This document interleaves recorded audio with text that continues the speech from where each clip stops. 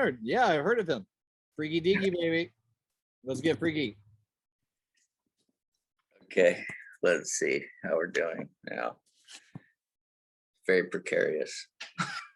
Yeah, do you want to center yourself in the middle so we're getting a little bit of a glow? I like the glow, but there you go.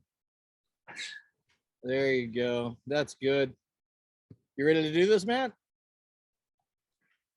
Ready as I'll ever be. Cheers. Okay, well, we're starting. This is Paul Chesne. Cheers, cheers, cheers. Cheers. What are you drinking, margarita? Something like that. With vodka and lemon juice and soda. Perfect. I'm doing the margarita, man. Okay, so this is my Brett's with Friends, my silly little podcast. And this is our 49th episode. Yeah, baby. Good work. Thank you. Thank you. It's been interesting. Been learning a lot of stuff. So we're talking to Paul Chesne of the Paul Chesne Band, rock and roll. I don't know why I thought you were a country music singer. I mean, I wear a cowboy hat, so it's kind of leading. It's false advertising. So I do believe we backtrack. I saw you in Joshua Tree on your birthday. Happy birthday again. That's when I was Ram, our friend that I think you know, said that you had been at Stronghold, and I was like, I was at Stronghold and micromanaging back when the early days before. Anyways, I think you were there. You outlasted me there, but that's how we met. And then it took me a second to figure that out. So thanks for coming on the show. Let's get into it. Let's just start off right off the bat. How long you been into music? How'd you start off as a child? What can you give us the biopic synopsis of your whole thing? Who would play me in the biopic? That's what I want to know. Probably Brad Pitt. Everybody wants Brad Pitt to make them in a everybody wants Brad Pitt to play them in a movie. Maybe Wallace Shawn is more likely. Yeah. Or would Wallace Shawn's amazing. They're so close together, they're almost the same person. Yes. Well, that was a lot of questions and I forgot them all, but I started. How'd you get started? My brothers play music and they'd give me like Beatles albums for my birthday, Beatles and Dylan, and then Back to the Future when, hey Chuck, Marvin Berry, he was Chuck, and Michael J. Fox is doing that Johnny Be Good at the high school dance. Classic. And I wanted to play music because of that.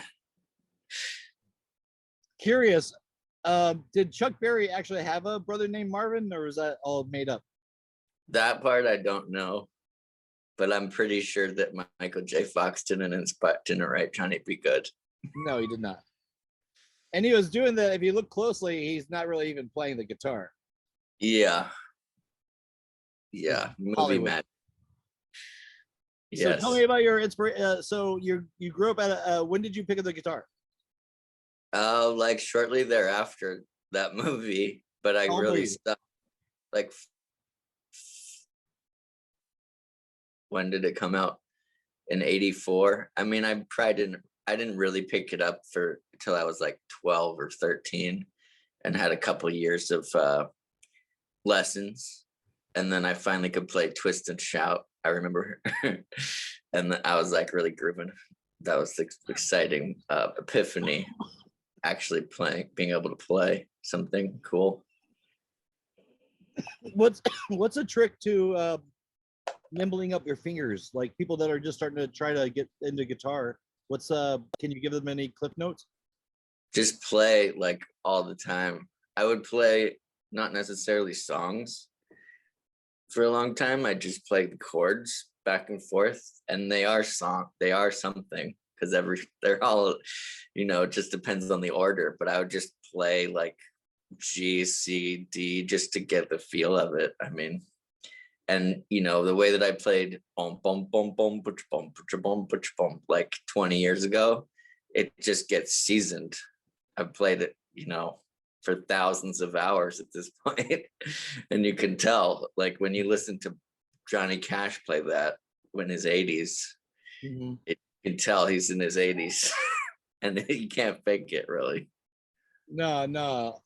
So do you feel like you were born with a natural gift of song and music, and are there anybody else in your family that were musically inclined?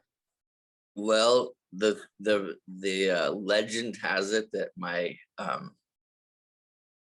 ancestor was the violinist of the Tsar of Russia. Oh wow. But my brothers are both musicians. One does music for movies and teaches guitar and piano, and he did music for like Full House and Perfect Strangers and Family Matters. And my other brother and I would like go get Ethiopian food. He's 18 years older than me, so when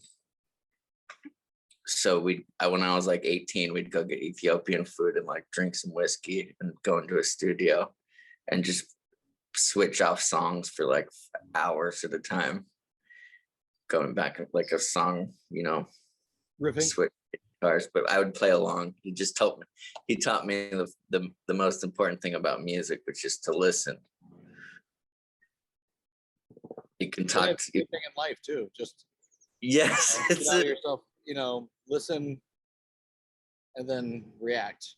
It's a universal truth. But yeah, it's a funny thing about music is I'll play with some very professional, very accomplished musicians, and they don't listen.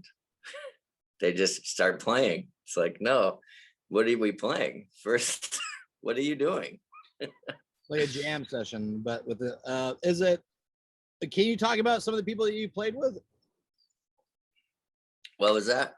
Can you tell us about any of the people that you might have played with that were interesting stories, or just crazy, like, you know, who have you played with, and then we'll go into who do you want to play with next. But like, who have you played with that, and also the biggest situations that you played in? Well, I've played with I've played with like over 80 musicians in my band. Yeah. Over the years, like, yeah, there's probably 30 or 40 musicians that have played at least 15. There's probably 70 musicians that have played at least 15 gigs with me. There's probably like 20 or 30 that have played at least like 500. Wow. Shit. So we just, yeah, it's cool. I have like the first chair on guitar and the first chair on bass and the first chair on drums at any given moment. So I call them, and then that's the band. But if they're busy or they're out of town, then I just go down, you know, see who's around. Which makes it very fun because, you know, you get to catch up with people you haven't seen in a long time. And sometimes I'll have to look around and be like, who's in the band right now? And what songs do they know? Like 3 different people have never played before, but each of them have played a couple hundred shows with me. They've never played together. What's your venue of choice to kind of play that? If you have your druthers, like what have been the best experiences? Like a little crab shack down well, we play at Pappy and Harriet. Yeah, Pappy and Harriet's out there. Is always really fun. We've done some New Year's Eves out there, and like Mick Taylor of the Rolling Stones sat in with us there, which was pretty wild. Where was that? I think your voice cut out. Where was that exactly? Part of the country? At Pappy and Harriet's. Where's that? In Pioneer Town, California. Oh shit. Okay. We've played there a lot of times, and then we also play at like the Cinema Bar is always good. We're playing there this Saturday. If this podcast is, or whatever this is called, TV show. I don't even know what it is. Yeah, perfect. The thing that people watch. Hopefully they watch. I don't know. It's well, I'll have this edited hopefully today. So it'll be out. What's the date on that? And give us the venue again. It's the Cinema Bar, 3967 Sepulveda Boulevard. Free. The first indoor show they've had there in 15 months. It's the smallest honky tonk west of the Mississippi. And we played there. That was like one of our last gigs before the shutdown. So this will be a sort of bookending it. This will be like boom, boom. Yes, exactly. Boom, boom, boom, boom, boom, boom, boom, boom. Exactly. So technical terms only people in the music industry know. So how long of a set do you like to play? If you like to, if you have your choices. And well, those kinds of gigs we'll do. I mean, usually I try to keep it to 45 minutes, but like at Cinema Bar, we'll play from 9 till 1:45. Fuck. All right. That's crazy. That's a great spot. The acoustics in the room are great. Yeah, depends. But yeah, it depends on who's playing and how many people are there and stuff. But you can get it dialed in. It takes a little minute, but yeah, and then it depends on the place. Like at the Viper Room, we just play 30 to 5 minutes, like 7 or 8 songs, and just like don't stop. Just like curtains are up, the smoke is flying, your leather jacket's on, and you're ready to rock. Rock and roll, baby. So do you write your own music? I've written I've got 5 albums out on iTunes or whatever the hell is Spotify, Apple, Google, Amazon, Facebook. They need a plug right now, so I was just plugging. Facebook is hurting, man. After what you see that Roger Waters thing? No. Zuckerberg? No. Zuckerberg, I guess, offered John Waters like $1 million billion for the catalog. Oh, for Pink Floyd? Yeah. Yeah, and Roger Waters had a press conference. I haven't seen it, but I've heard it just happened like yesterday. He told him to fuck off. That's good. I can't blame like Bob Dylan for taking the money from whoever, Columbia or whatever, Universal bought him out. Everything? I mean, they bought out his whole catalog. Hurricane, Joker Man? Everything. Fuck. So we'll be seeing like car commercials with like Hurricane in it. Probably. I mean, he started doing commercials already, but there's probably some caveats all in there. But the key is like that he's old, and if he dies, then like his children and their ex-wives and all that, there won't be any fighting. Like here's the money. You can split it up, but it's not going to be like this part of this song and all these royalties and all that kind of stuff split up 100 different ways. Yeah, I've never heard of siblings fighting over money like that. Yeah, especially when they didn't make it. I've been doing a lot of. Let's talk about Bob Dylan for a second, because I've been fucking doing a deep dive on him lately. Woo wee! It was as recently as his 80th birthday or something like that. And I don't know if it's on this podcast or if I was through a conversation with somebody else, but they told me that they saw him in Santa Monica doing something really quick, and he was driving like a really shitty Datsun truck. Yeah. And he was driving it himself. Yeah.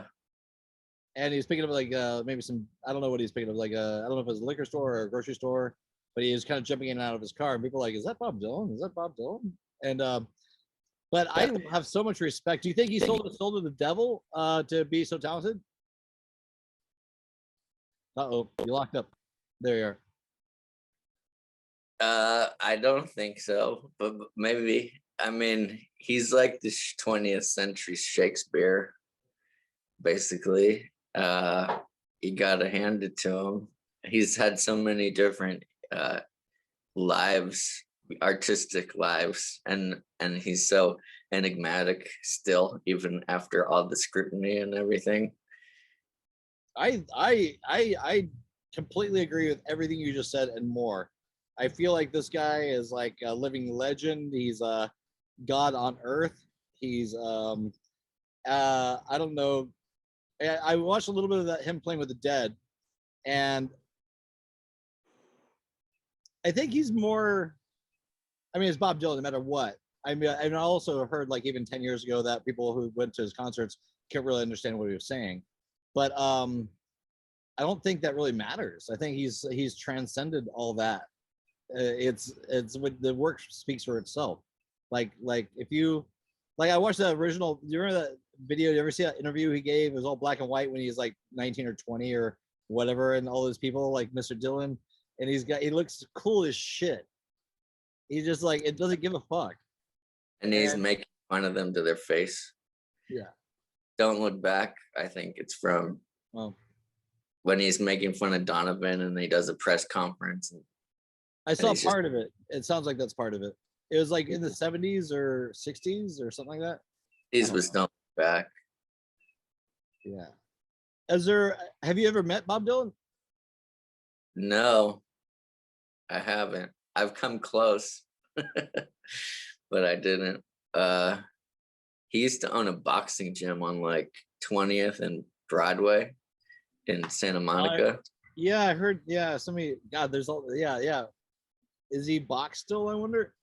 I doubt it. I heard him on Howard Stern, and he was fighting with Hector Macho Camacho, like sparring. And he's like, "Hey man, I got a couple more songs left in there. Take it easy."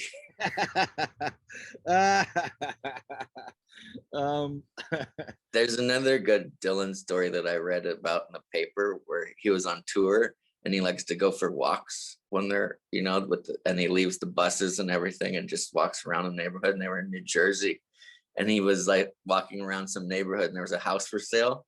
So he went up to the house and was looking in the window, and the neighbors called and said there was a strange man looking in the window, and this 23-year-old cop comes and picks him up, and he's like, "Hey man, I'm Bob Dylan." And the cop has no idea who he is.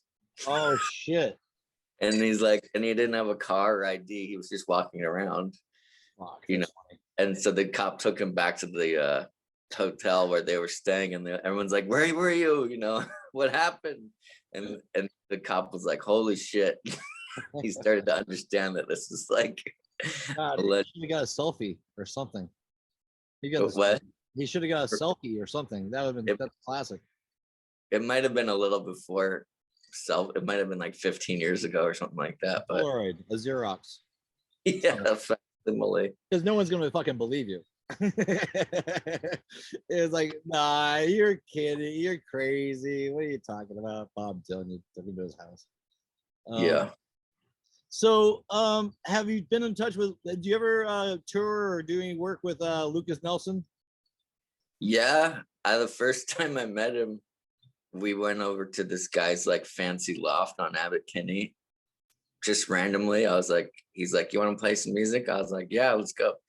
And he had just learned to play Georgia, that his dad and Ray Charles made famous, written by Hoagie Carmichael, and he was playing it on this grand piano. And I was like, "I know that song," and I just put my phone down and started recording, and we like duetted on it. Like we'd known each other for about 10 minutes. So I have that little memory. And can we play that on the show? I could probably find it somewhere. Dude, find that MP3. We'll play it on the show, please. Yeah. That would be amazing. Yeah, when I was working over at Stronghold for a little bit, there's a brief time when I was there for like a month. It was like crazy. We talked a little bit about it when I saw you in Joshua Tree, but like it was like that kid and I've talked to him about, he's come up on this podcast a few different times, and with talking about Stronghold and stuff like that. And how to me that was very special. I knew it wasn't gonna last. Because it was too good. And Ben Harper was there. Who's that guy that did that like Yellow? He had a song called like Yellow or something like that. I don't know. The Jackson Brown was down there a lot, and Tom Freund. I was there like 3 or 4 nights a week. I know. Were you there at the very beginning? I'm sure that's where we must have hung out. I mean, I was a bartender. I was a guy giving away the bodies. I think we were the first band that played there because we were playing at like some place in somebody's house in Venice, and the cops came, and it was like right when Twitter came out, and I tweeted that we were leaving there, and we built a stage in the Stronghold and played, and there was like 90 people there in like an hour and a half or 45 minutes or something. The acoustics in that room were fucking amazing. Yeah, that was crazy. Had some good times in there. That was such a good time. I wish hope Michael Casilli is doing all right these days. Yeah, me too. I heard I saw last time I saw him, man. Anyways, he's a good guy. Strange as fuck, but the thing was Lucas, because I was gonna do a music video for him, and we talked about it, but then we started talking about his family, wanted to be into it. He, because they incorporate a lot of their family. They don't do anything without each other. I thought, cool. I'll totally would love to collaborate with your brother, your whoever there is, like anyways, a cousin or something like that. But I sort of got just kind of dissolved. Everything kind of dissolved, and I have not to go on about Lucas Delson, but I think he got mad at me because he's buying me beers, and then I think I might have he bought too many beers for me, and he didn't like that. So I always feel really guilty about that, because we went to that little that sushi bar down below that was open, and I said, can you, because I didn't have any money on me, and I was like, can you spot me a couple beers? Oh, dude, I got you, dude. Lucas, thank you. I never forgot. It just sucks because I didn't want him to be mad at me, but he, after the dinner, because it became a party. He's all, and they got 12 of us down for the Stronghold, eating sushi and just like living like rock stars. And he looked at me afterwards and said, dude, I said, what? He goes, anyways, it's Lucas. I'd love to have him on the show so I can apologize to him in person, but he's a great guy. I really adore him, and the talent. So when you hear a voice like Lucas Nelson, like, I don't, because not to keep on going on about this, but we'll end it soon, but it's ties in with a Stronghold. But what is that? Is he just a prodigy?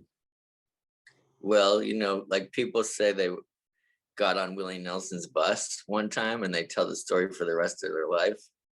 He grew up on there, and he's got the DNA to show for it. So, the way he plays guitar, the way he sings, you can hear his dad.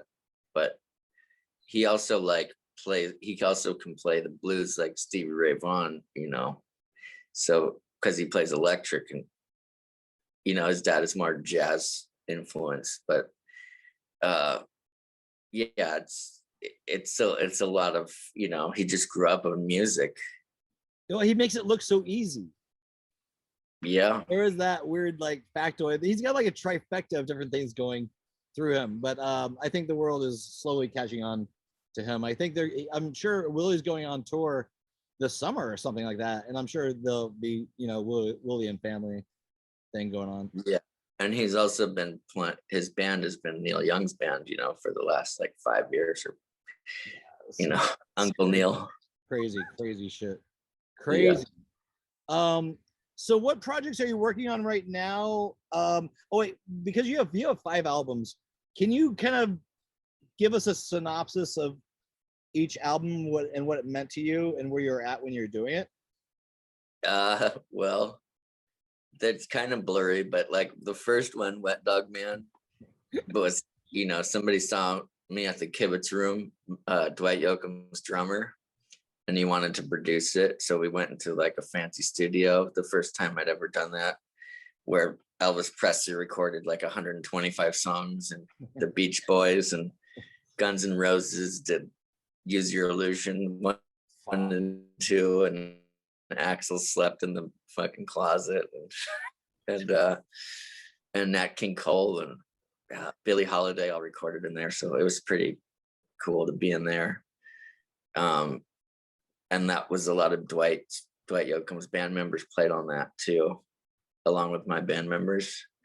And then each one sort of had a different vibe after that.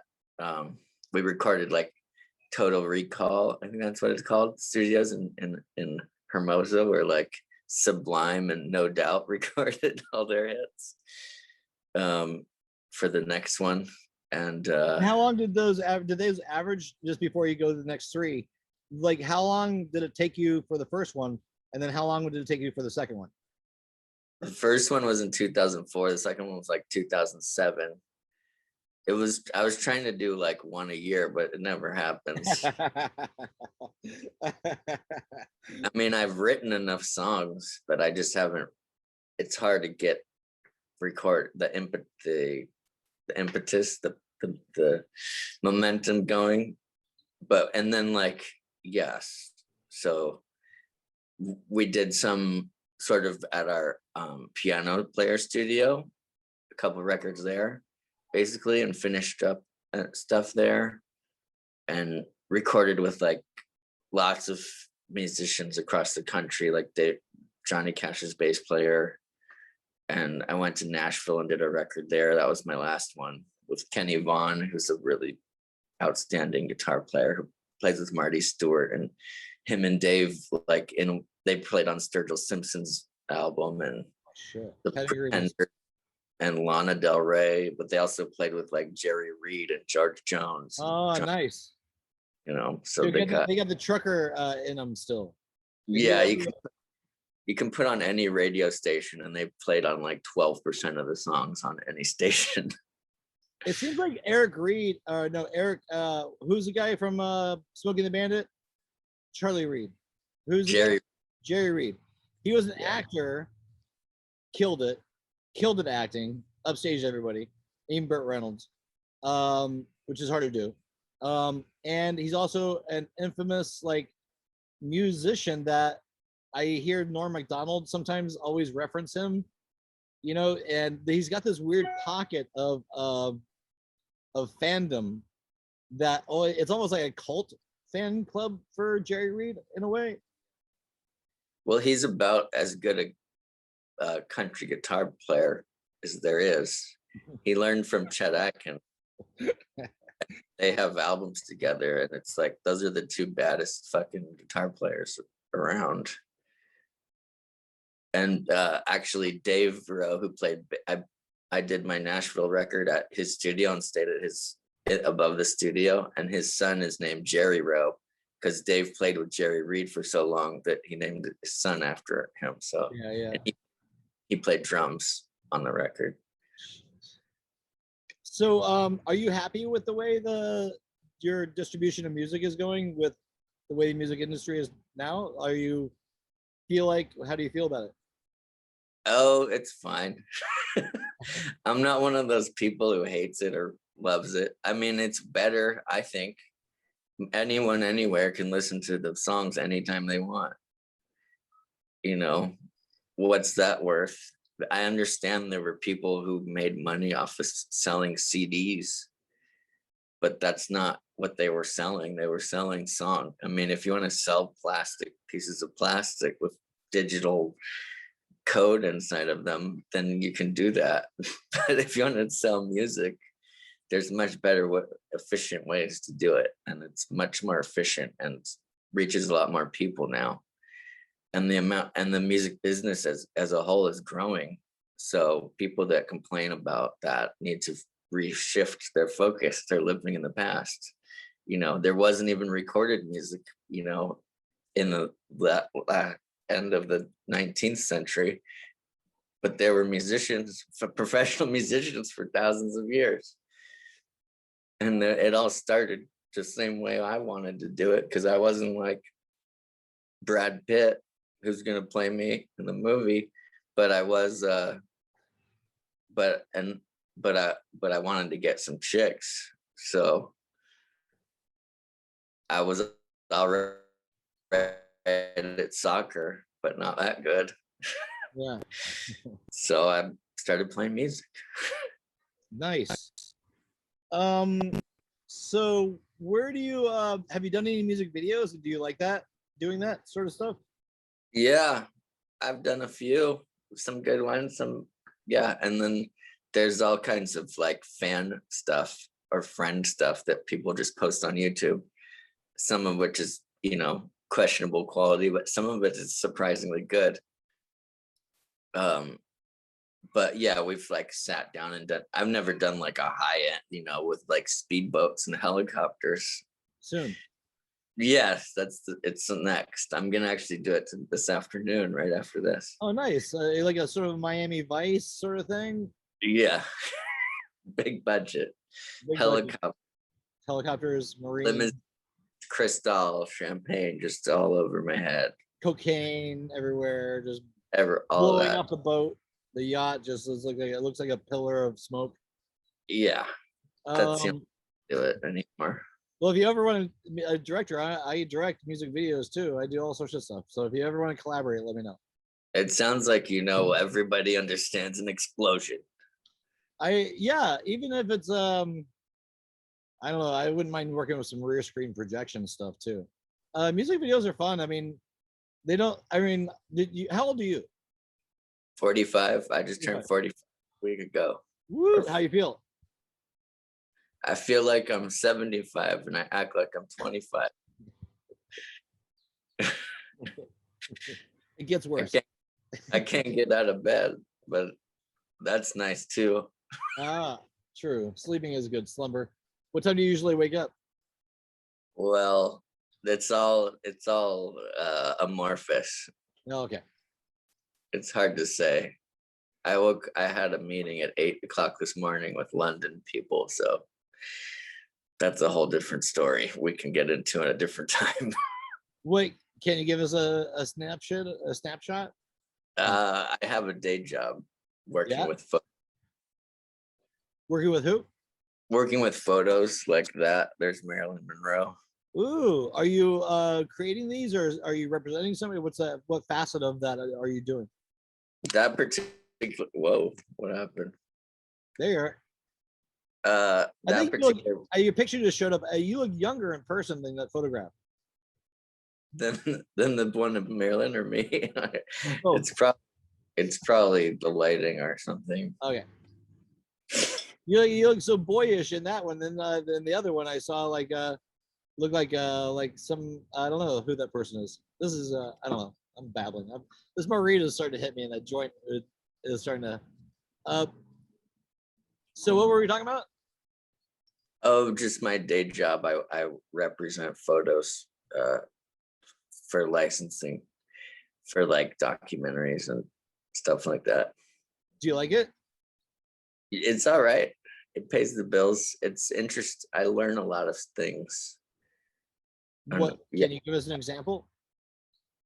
I found a picture of Jimi Hendrix on stage in 1964 with the Isley Brothers playing at a concert at a gay dance hall for a DJ's going away party, and there's no other pictures of Jimi Hendrix with the Isley Brothers.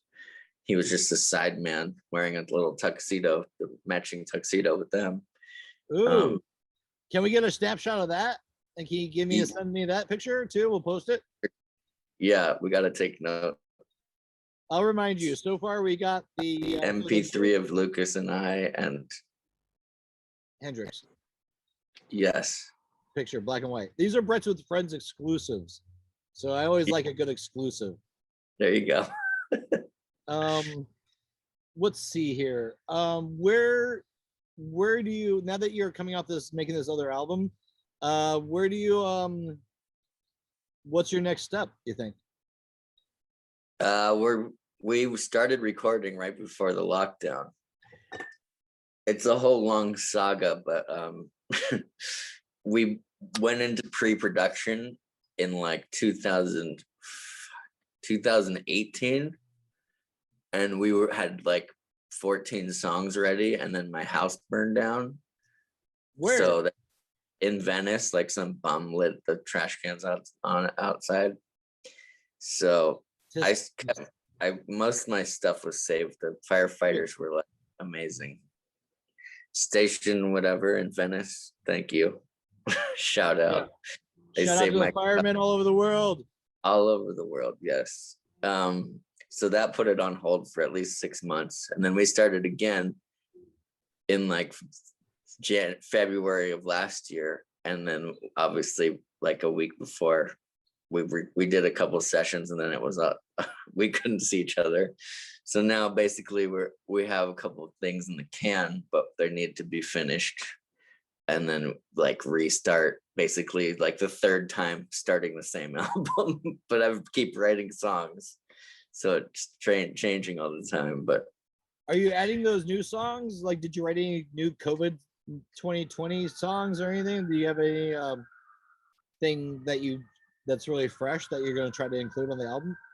I don't know if I'll include it on a band album, but I wrote a lot of songs over the last several years that aren't really band songs. And I actually had last year, knowing that I wasn't going to see the band and wasn't going to have to play them like play rock and roll songs and get people dancing, I let my sort of singer songwriter persona, which is really what I do mostly, like for every 10 moody love songs or dark love songs or whatever, I'll write like one rocker.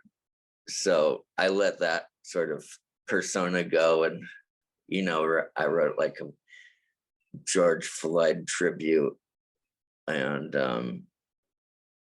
one about kissing the ring for the ex-president, and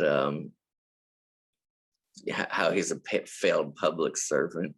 That's the last line of it. Sounds good to me. Yeah.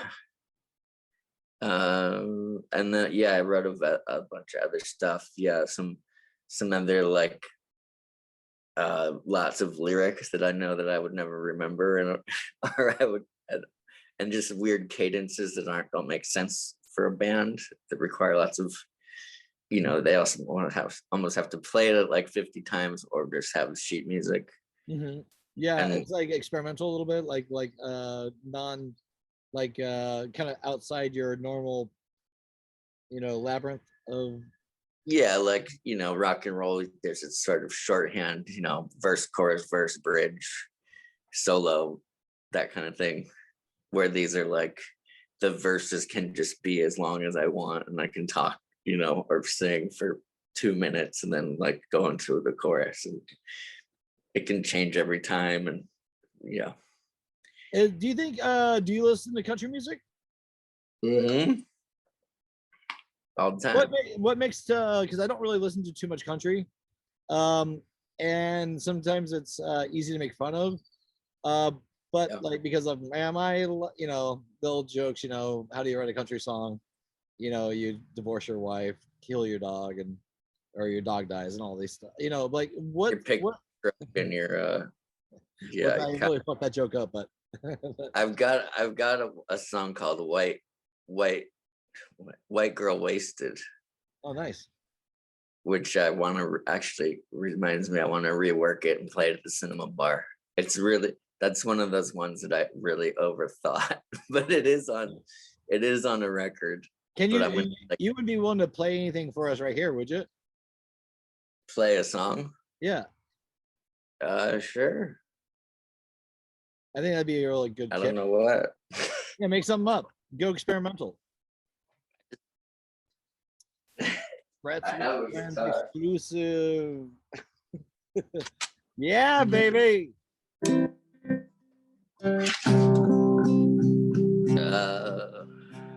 What's anything the show you want called? This is called Brett's with Friends. Brett's with Friends? Friends, plural. Both plurals. Brett's Friends? Brett's with Friends. Brett's with Friends. You can follow all the trends. You can try to make amends. It's a means to an end. But just watch Brett's with Friends. Brett's with Friends. Brett's with Friends. Well, you can try to make love, but no Brett's with Friends. Cha cha cha. Thanks. That's fucking awesome. Well, I know what my new intro is gonna be. Yeah. Thank you. That's a fucking great. So is guitar your favorite instrument? Because you apparently play more than that. Do you like the drums better, or it's just a different colors on a palette? I can't play drums. I suck. Oh, I thought you said you played drums for somebody earlier, or that no, you could get into doing. Oh, okay. I suck at drums. I'm bad, but I got an upright bass a couple months ago. which is like my favorite thing. It's like my favorite toy to play with. I'll just pick it up and fucking, I keep it right over here. I'll see if I can get it without knocking everything over. Okay, that's going. Oh shit. Oh fuck. Nice.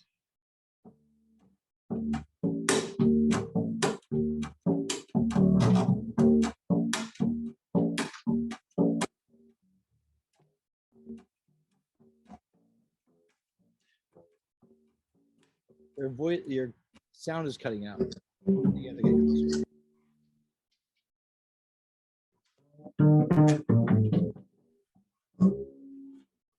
Yeah. It's a beautiful. It's beautiful. I've been working. It's a 1954 KM1. I've been working on like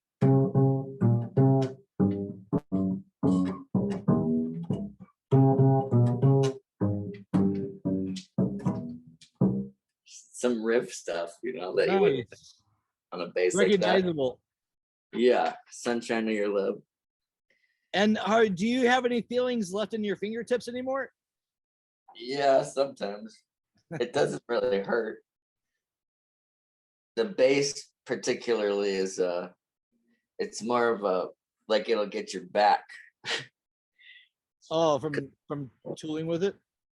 Yeah.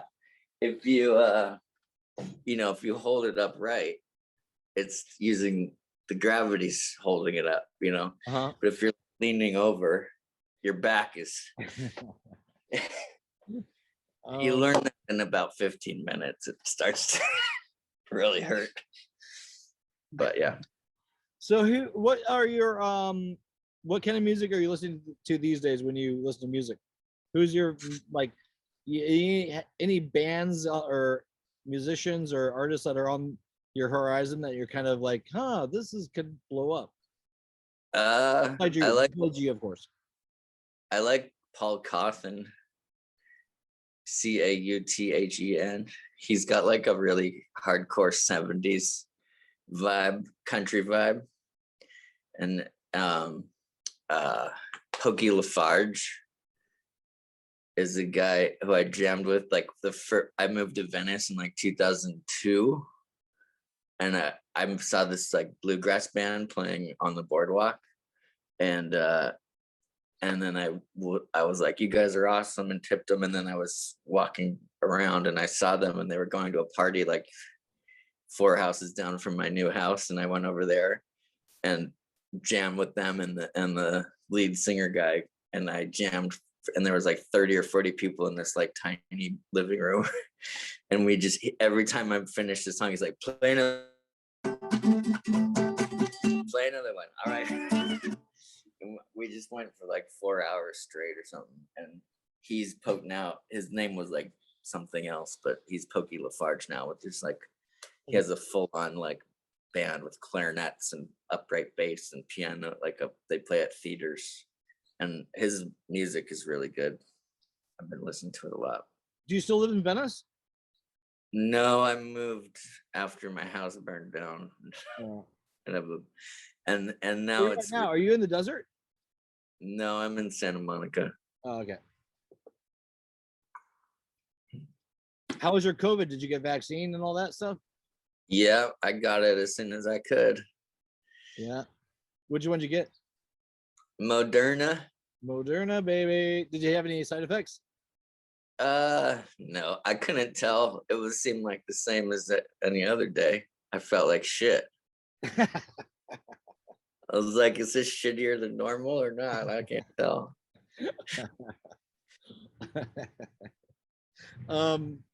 Yeah, I got the Johnson & Johnson. My second day was a shit show. It was like sweaty bed, sweaty shower, sweaty bed. Yeah, that's like every day though. I don't understand why. It was compressed. It was compressed into a small 24 hour. Yeah, it was like 2 days in one. Yeah. I get it. So we got about 10 minutes here to fill. Is there any like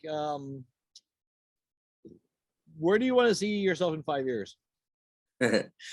I mean, coming back from this hell quarantine stuff, it's been really heartwarming to see how much people appreciate being out and seeing each other and hearing music again.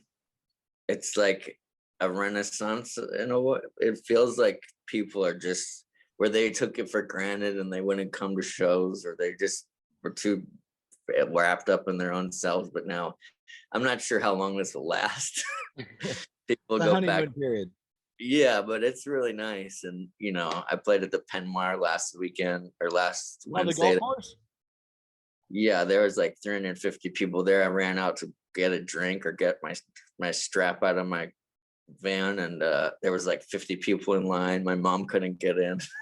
Whoa. Was that part of the Greg Fitzsimmons comedy show that they put on? Or That's that part of event? that we play the music's on Wednesday and they do Thursday. But he did ask me to do a Thursday because that was so funny.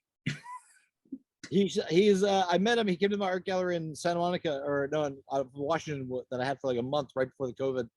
And I'm a big Greg Fitzsimmons fan. His podcast he's got a couple. So are you going to be, do you think you'll be staying in the United States touring for the next year, or do you have any plans to go outside the US? No plans at the moment. We've got a bunch of, I booked like 10 or 12 shows last Thursday or Friday, which is a lot of work because you got to make sure everybody's free and everything. But we're going off to Minnesota, and I got Little Rock, Arkansas coming up in October, Minnesota in August. We're going up to the mountain Sky Forest to a new bar called the Yeti Inn, which is sort of near Lake Arrowhead, not too far from LA. Nice. Doing that in August. We're going up to around Yosemite to the bar with the oldest liquor license in California, called the Iron Door Saloon. We'll be there in mid-July, which is always really nice. Even when it's hot, we can go find a creek or go to Yosemite or whatever. That'll be beautiful. We do like the whole weekend there. We play 2 back-to-back nights and stay upstairs in the old brothel. Oh, nice. Yeah. When you tour, are you as a musician or a creative person in general, or just as a human being, is it with what you do, is it also like so much fun just to fucking travel all the time and be nomadic and be, because it kind of makes it heightens your senses? Yeah, absolutely. I've always loved traveling since I was a kid. I've done a lot of traveling in my life. It was at a higher level because I grew up with my dad as a doctor when I was younger. So it's all been downhill from there. Now I'm driving around in a van with a bunch of sweaty dudes, and there's a woman who plays bass with us who's really rad these days, Leela Simon. But it is kind of like joining the circus, or just you're having so much fun. Everyone wants to get in the van and come with you.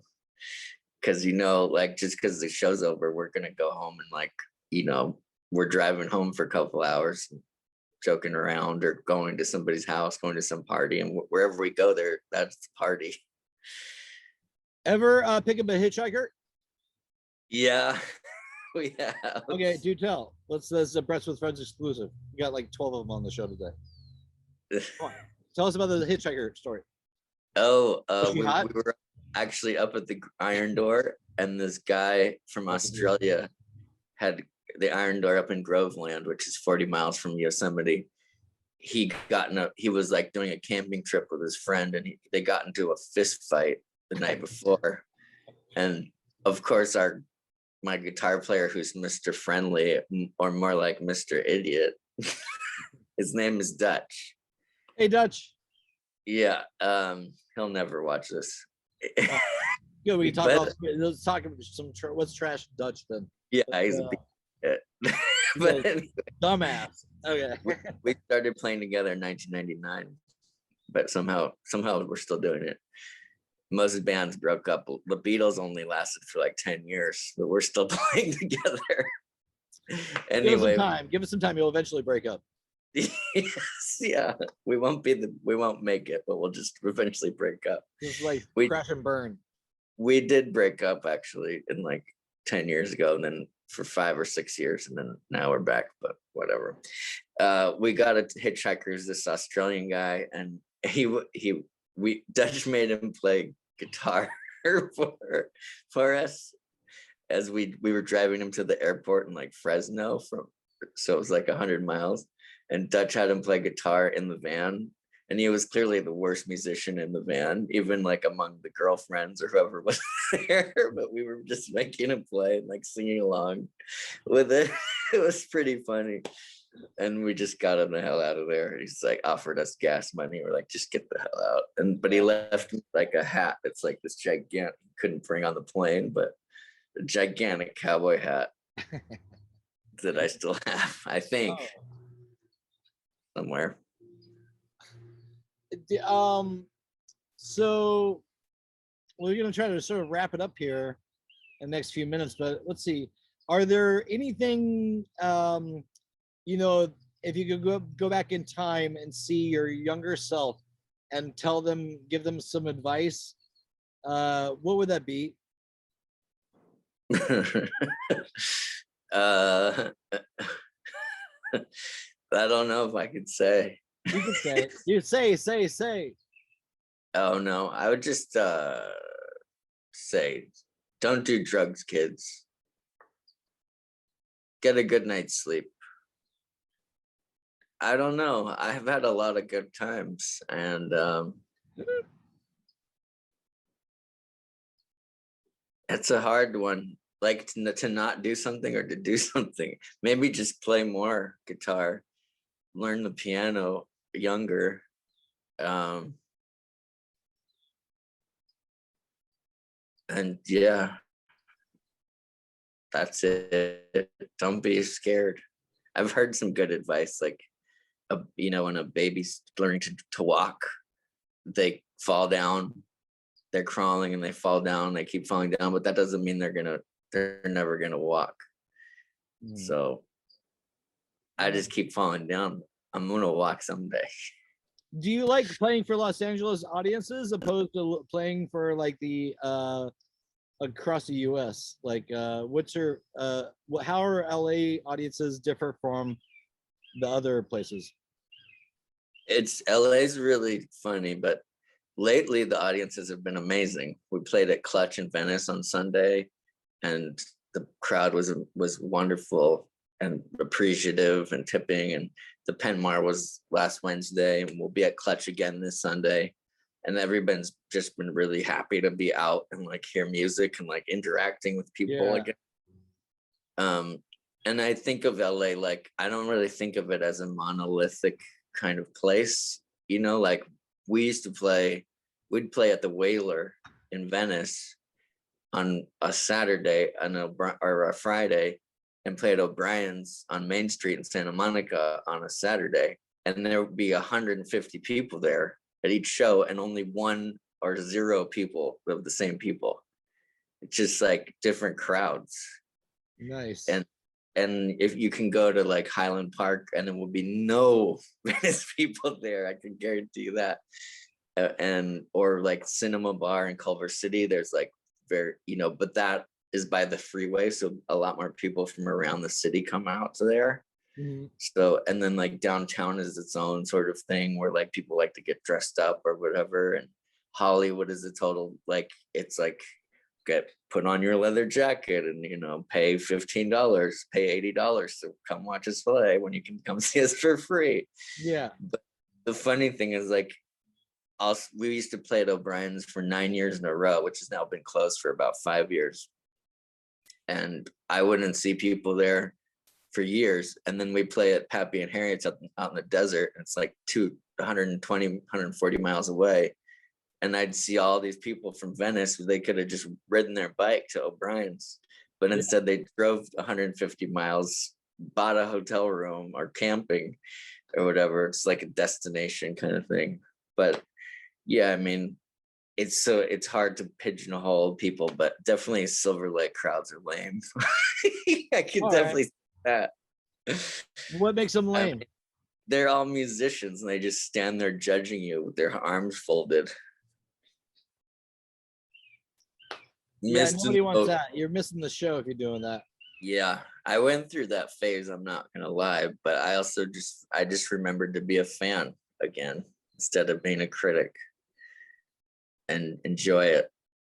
And I also, like, for being on the stage, I remember somebody from my band was like, "Oh man, we got to practice for this gig. We got to get all the songs right." I'm like, "Man, you practicing for a gig? I'm ready for the show." Yeah. Well, okay, on that note, we're gonna cut out of here. Quick last question. Top 5 albums of all time. In a nutshell. Oh, Paul Simon. Shit. The Beatles' Revolver. Is that only 2? That's 2, but you can gloss. Willie, it's not finite. Shot. Wait, what was that album?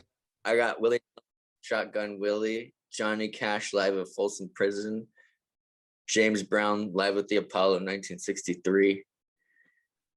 I think that's 5. That's 5. All right. Can you? We're gonna cut out of here. We're gonna get out of this show, and you can go on with the rest of your life.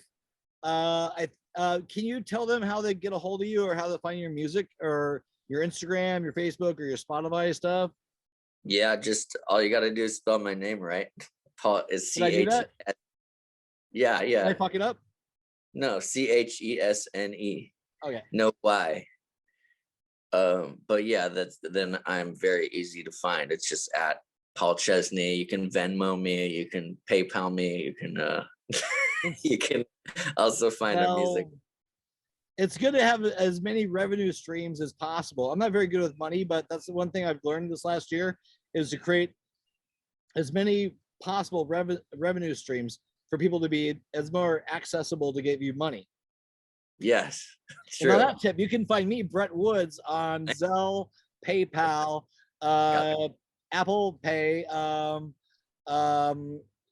Dogecoin. No, I don't. Fuck that shit. Anyways, I hear people losing money all the time on that shit. I can't understand it. I don't want to understand it. Anyways, so what's the name of your new album coming out? There's a ton of different ones in the works. I haven't figured it out yet, but like something like sleeping your way to the middle, or should have quit while I was ahead, but I was never ahead. So I don't know. We're working with a lot of working titles. All right. Well, hey man, thanks for coming on the show. Thank you for having me. Yeah, and if you could send me those images and that music as soon as possible, I'm gonna edit this stuff right now, and I hope to have it out by the end of the day. Okay. All right. Gosh.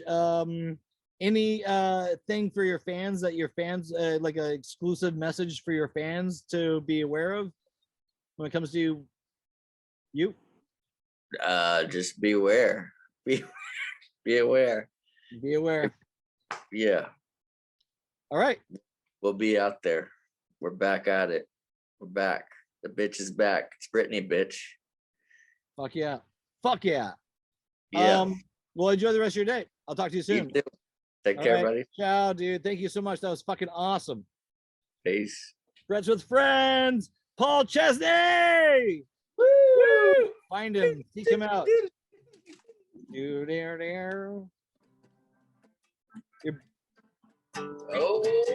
Watching Reds with friends. Oh, watching Reds with friends. It's Reds with friends.